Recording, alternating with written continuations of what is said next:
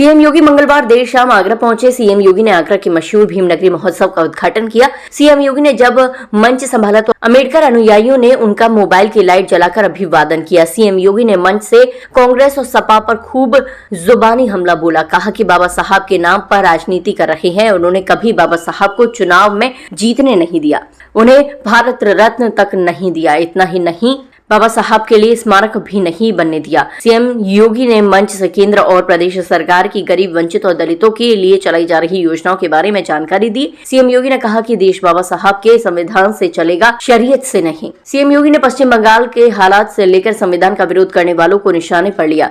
मगर सीएम योगी के आने से पहले भीमनगरी महोत्सव में पूर्ण प्रकाश ने मंच से जय श्री कृष्ण और राधे राधे के जयकारे लगाए। इस पर लोग कुर्सियों से खड़े हो गए। उन्होंने कहा कि ये गलत है। इस पर विधायक ने मंच से माफी मांगी। जय जय भीम का नारे लगाए, जय जय भीम के नारे लगाए। सीएम योगी ने कहा कि बाबा साहब को जीवंत रखने का काम आगरा में हो रहा है। इसका लगातार 4 दिन तक होने वाला कार्यक्रम जीता जागता उदाहरण है। बाबा साहब के संदेशों का हमें पालन करना है। ये साल बेहद महत्वपूर्ण है क्योंकि भारत रत्न की आजादी के 75 साल पूरे हो गए हैं। उन्होंने कहा कि सन 1956 में जब बाबा साहब आगरा आए थे तब उन्होंने कहा था कि मैंने संघर्ष किया है, एक रास्ता आपको दिखाया है, इस मंजिल तक ले जाने का संकल्प आपको दे रहा हूं।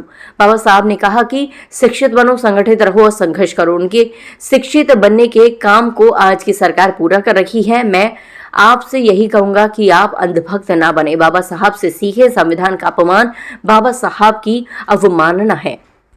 हर भारतवासी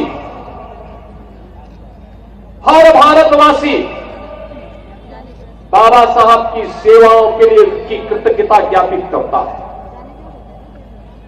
उनकी सेवाएं अमूल्य थी। विपरीत परिस्थितियों में सामाजिक बेड़ियों को तोड़ते हुए उन्होंने सामाजिक भेदभाव का सामना करते हुए भी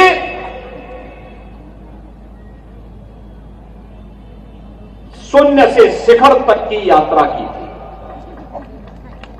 ये संघर्षों की यात्रा है और याद रखना, यही तो भगवान बुद्ध ने हमें प्रेरणा दी है।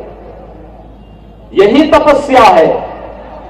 संघर्षों से तपा हुआ व्यक्ति, संघर्षों से पला हुआ व्यक्ति, संघर्षों से ही बड़ा हुआ व्यक्ति ही सिद्धि को प्राप्त करता है और सिद्धि की इस पराकाष्ठा को, मानव से महामानव बनने की इस यात्रा को बाबा साहब ने अपने संघर्षों से अर्जित करके न केवल भारत के अंदर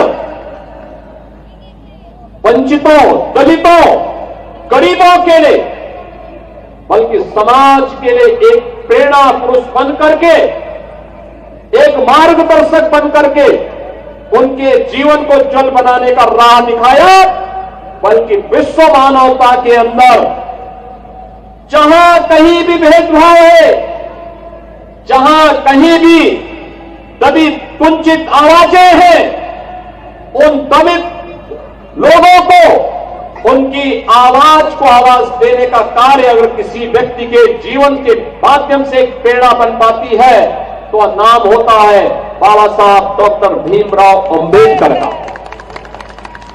और यही कारण है बहनों और भाइयों, यह देश बाबा साहब को भारत के संविधान के शिल्पी के रूप में, भारत के संविधान के निर्माता के रूप में स्मरण करता है।